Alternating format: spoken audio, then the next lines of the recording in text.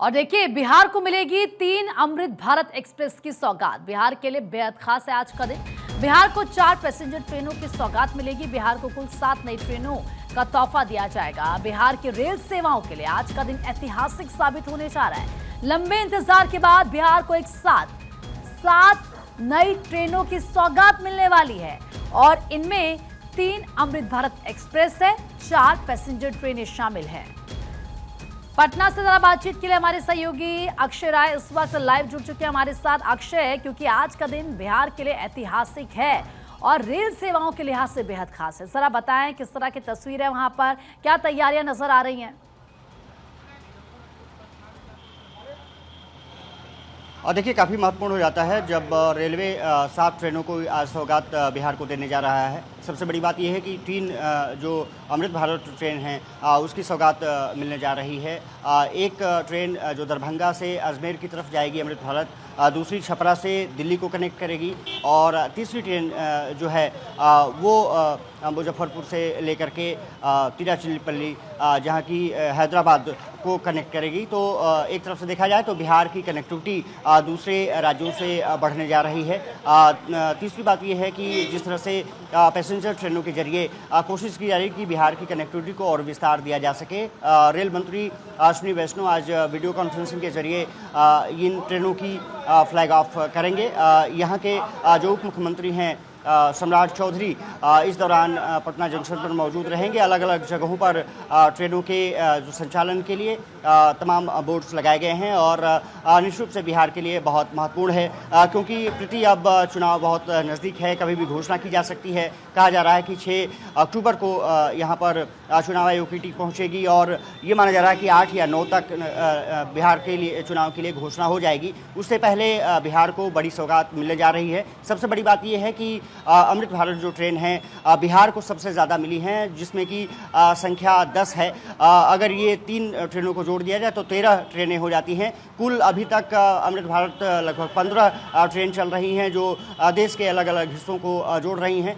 लेकिन बिहार की कनेक्टिविटी को लगातार बढ़ाने के लिए रेलवे ने जिस तरह से कोशिश की है, इंफ्रास्ट्रक्चर को जिस तरह से बढ़ावा दिया है, आपने देखा होगा कि प्रधानमंत्री नरेंद्र मोदी लगातार रेल परियोजनाओं का यहाँ पर उद्घाटन करते रहे। एयरपोर्ट का उद्घाटन हुआ, इसके अलावा विक्रमगंज में कई परियोजनाओं की सौगात दी गई है। तो कोशिश बिहार सरकार और केंद्र सरकार की यही रही है कि चुनावी वर्ष में बिहार को जो पिटारा है वो पूरी तरह से खोल दिया जाए और यही हुआ भी है।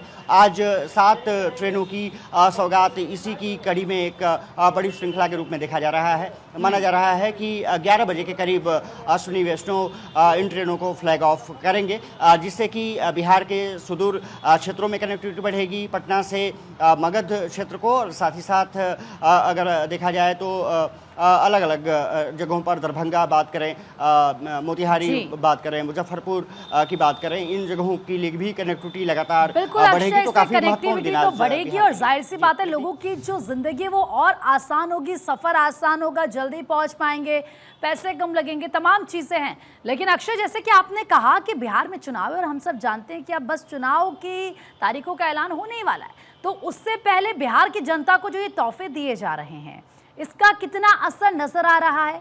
लोग क्या कुछ कह रहे हैं? और देखिए, बिहार वैसे तो राजनीतिक रूप से बहुत समृद्ध रहा है और यहाँ पर ये कहा जाता है कि लोग जो हैं राजनीतिक रूप से पूरी तरह से सुदृढ़ हैं, वो समझते हैं कि क्या करना है। हालांकि पिछले 20 सालों से एनडीए की सरकार चल रही है, हालांकि नीतीश कुमार मुख्यमंत्री बने हुए हैं, लेकिन नीतीश कुमार की अब इस बार प्रतिष्ठा निश्चित रूप से दांव पर है।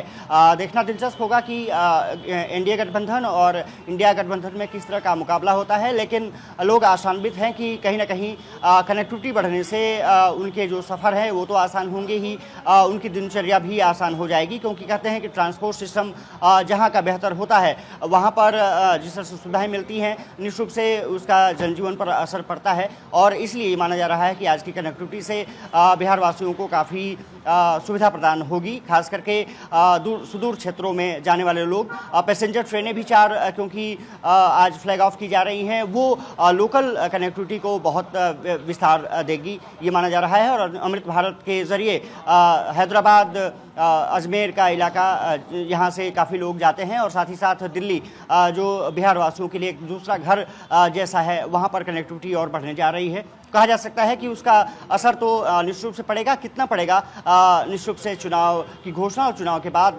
जो हलचल होगी उस पर सभी की नजरें रहेंगी। लेकिन चुनाव घोषणा के बाद ये माना जा रहा है कि बिहार में और रफ्तार निश्चित रूप से देखने को मिलेगी। खास करके लोगों की ज़िंदगी में किस तरह से बदलाव आते हैं इन ट्रेनों के संचालन से, ये सबकी नजर रहने वाली है। बिल्कुल अक्षय, आपने सही कहा। और जाहिर सी बात है, योजनाओं का फायदा आम लोगों को होता है, उनकी जो ज़िंदगी वो बदलती है, आसान होती है, सरल होती है, ये हमने देखा है।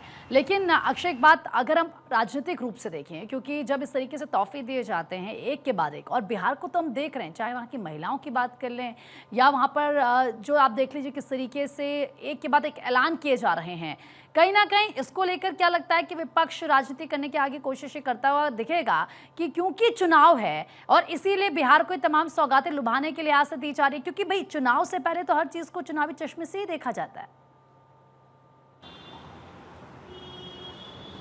और देखिए, सरकार का काम है काम करना, विपक्ष का काम है उस पर सवाल उठाना, और विपक्ष की मजबूरियां भी होती हैं क्योंकि जनता के बीच में उनको अब चुनाव में जाना है। लेकिन सबसे बड़ी बात यह है कि कनेक्टिविटी बढ़ती है तो निश्चित रूप से लोगों को लाभ होता है। हालांकि ये तय है कि ज़रूर तेजस्वी यादव ने किया है कि जब चुनाव नज़दीक है तो फिर अब इस तरह के तोहफे देने का क्या मतलब होता है। पहले ये तोहफे दिए जा सकते थे, ये तेजस्वी यादव का साफ तौर पर कहना है। लेकिन अब चुनाव की घड़ी है और चुनाव की घड़ी में अगर कुछ बेहतर मिलता है जनता को तो उसकी तारीफ की जानी चाहिए।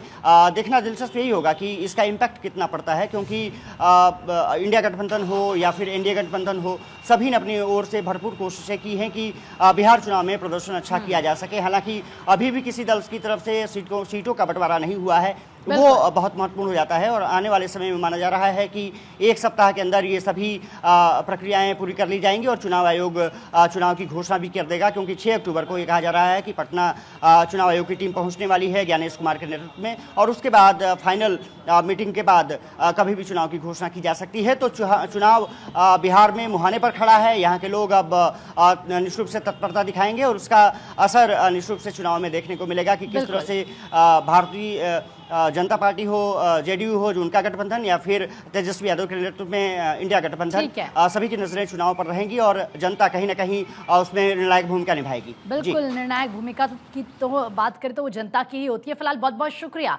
अक्षय तमाम जानकारी देने के लिए।